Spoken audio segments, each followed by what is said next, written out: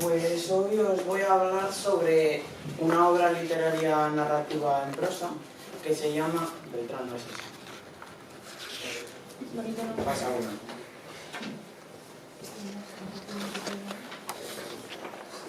Sí, eso. Hoy os voy a hablar sobre la vida del Buscón Don Pablos, pero para abreviar el nombre decidieron llamarla El Buscón, que es una obra narrativa en prosa, como ya he mencionado antes, y fue escrita por el prestigioso escritor Francisco de Quevedo.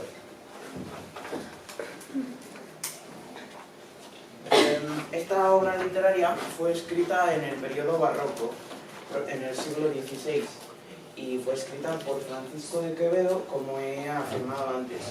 Y esta es una novela picaresca, como las que se pusieron de moda entonces, y tiene diversos toques de determinismo. Como era una novela picaresca, probablemente fue prohibida por la Santa Inquisición, aunque no se sabe con certeza.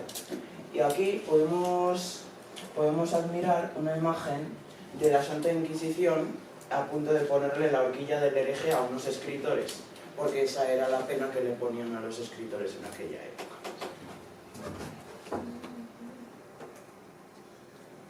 Francisco de Quevedo fue un prestigioso escritor del barroco que vivió en el barrio de las Letras durante mucho tiempo y era uno de los caballeros de la Orden de Santiago. Y cuando comenzó no era muy famoso y era conocido desde su infancia, era conocido porque era cojo y tenía un pie deforme. Así que era considerado como una especie de marginado social hasta que llegó a ser escritor. Y cuando llegó al barrio de las Letras, cultivó su fama haciendo poemas en los que calumniaba al propio Góngora, acusándole por ejemplo, de ser judío, que si la Inquisición se hubiera enterado le podría haber causado muchos problemas, y tuvo grandes disputas con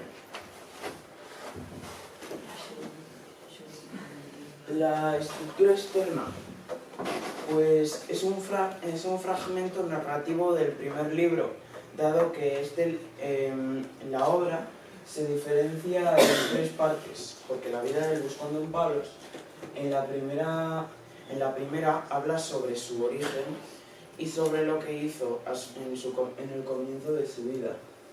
Y en el segundo habla sobre que se va a Segovia. En la tercera parte pasa la mayor parte del tiempo en Madrid. Y aunque viaje por muchas zonas, como es una novela picaresca, no suele hablar básicamente de los paisajes, más bien habla de la sociedad y sobre la corrupción en la iglesia, porque de eso trata una novela picaresca, no trata del paisaje. Eso ya lo sabréis, ¿no?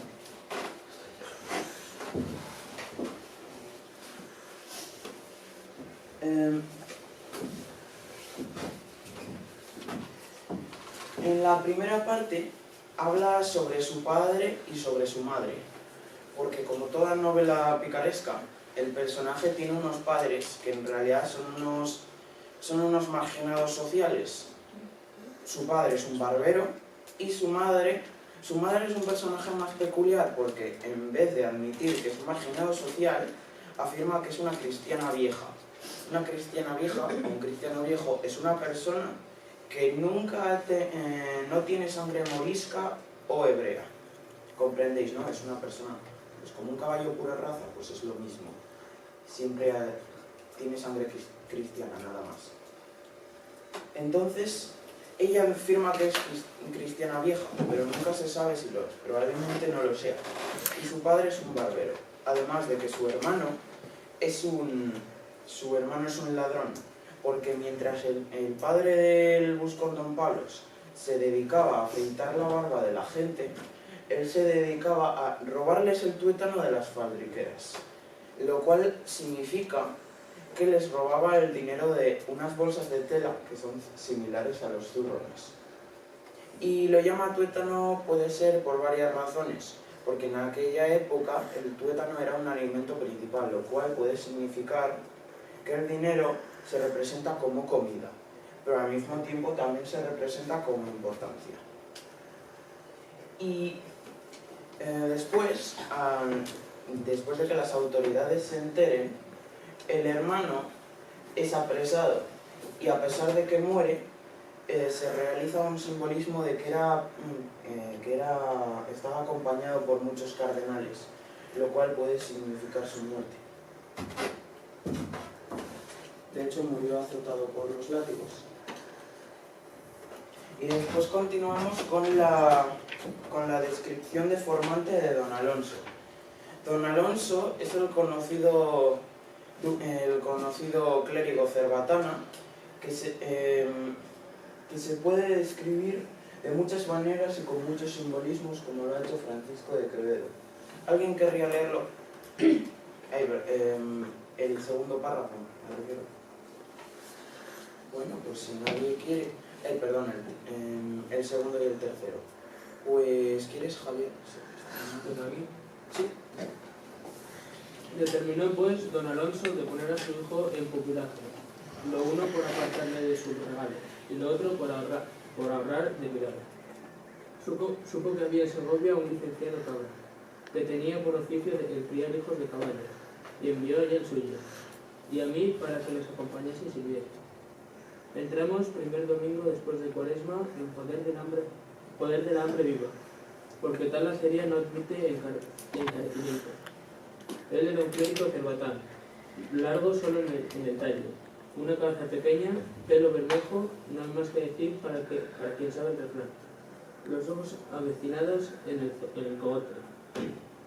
Le parecía que miraba por los pueblos, tan hundidos y oscuros, que era un buen sitio el suyo para tiendas de mercaderes, la nariz entre Roma y Francia, porque se le había comido de unas búas de resfriado, que aún no fueron de vicio porque cuestan dinero.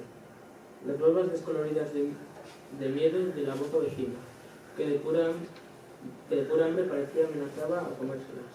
Los dientes le faltaban no sé cuántos, y pienso que para holgazanes y vagabundos se lo habían desterrado. El gaznate largo como de avestruz, con una nuez tan salida que parecía se iba a buscar de comer forzado por la necesidad. Los brazos secos, las manos como un manojo de sarmiento cada uno. Mirado de medio abajo parecía tenedor o compás, con dos piernas largas y flacas. Su andar muy despacioso, si se descomponía algo, le sonaban los huesos como tablillas de San Lázaro. La habla ética, la garra grande que nunca se la cortaba por no gastar. Y él decía que era tanto el asco que le daba ver la mano de un barbero por su cara, que antes se dejaría matar que tal permitiese. Cortaban en los caballos un muchacho de nosotros. Traía un bonete los días del sol, rotando con gateras y guarniciones de grasa. Era de cosa que fue paño con los fondos en caspa. La sotana, según decían algunos, era milagrosa, porque no se sabía de qué color era. Unos viéndola tan sin pelo, la tenían por el cuero de rana. Otros decían que era ilusión. Desde cerca parecía negra y desde lejos entre azul. Llevábala sin ceñidor, no traía cuello ni puños. Parecía, con los cabellos largos y la sotana misera y corta, la juyuelo de la muerte. Cada zapato podía ser tumba de un filisteo. Por su aposento, aún arañas no había en él. Conjuraba a los ratones de miedo que no los royesen algunos mendrugos que guardaba.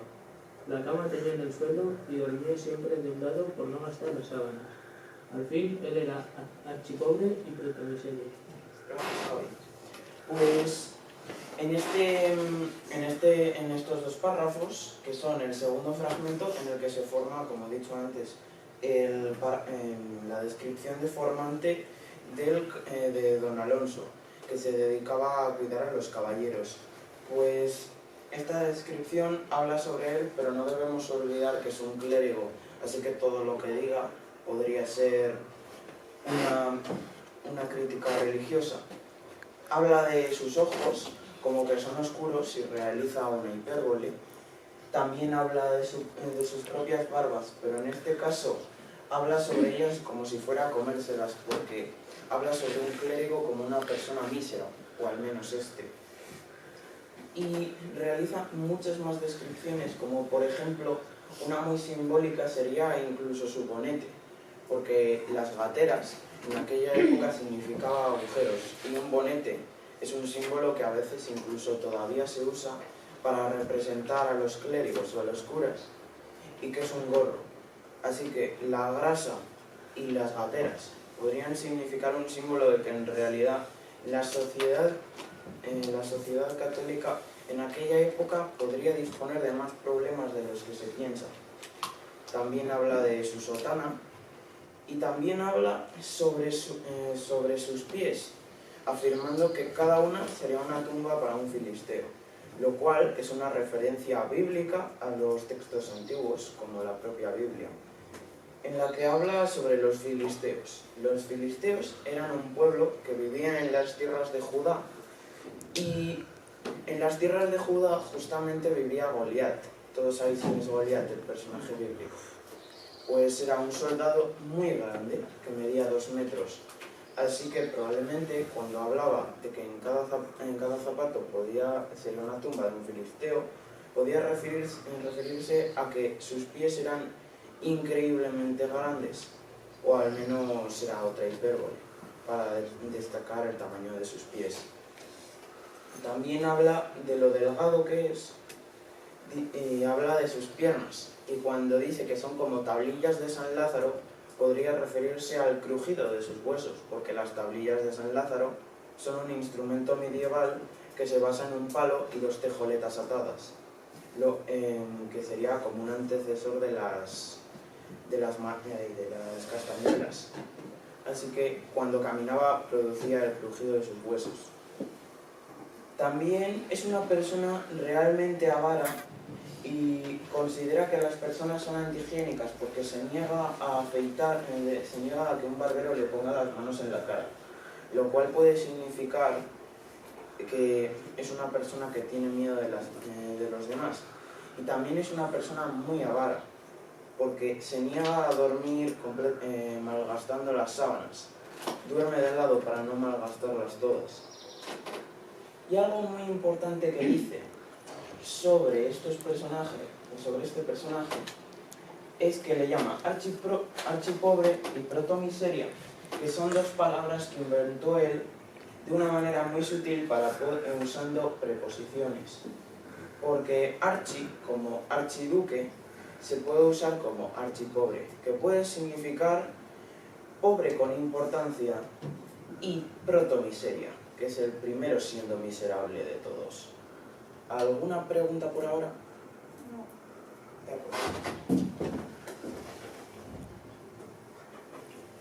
Y en la tercera parte habla sobre lo que sucedió después de esta situación, porque se asentó con algunos villanos, y con ellos habla de las primeras 2 personas que mató, que fueron 2 mujeres. Y aquí hace una macabra referencia en la que considera, es como una comparación en la que habla, bueno, no es una comparación, es más bien una metáfora, en la que compara el cuerpo con el corcho, lo cual puede significar que su cuerpo era blando en comparación con las armas. Así que no solamente hace esta macabra metáfora, también habla sobre los pecados que ha cometido. Como todo pícaro, antes de llegar a una vida aceptable, tiene que pasar por diversas penurias, y entre esas, matar para sobrevivir. Y ya que la sociedad le persigue, pues él tiene que huir. Así que le ofrece a una compañera que por favor se vaya a las Indias, que en realidad son América, para poder huir de la sociedad. Pero en realidad no nos lo cuenta en este tratado, en este libro, y nos mantiene con la intriga hasta el siguiente. Así que, pero realmente, como este libro se basa en 3 tomos, pero no mejora realmente el Buscando Pablos, porque dependiendo del tratado va aumentando su humillación personal.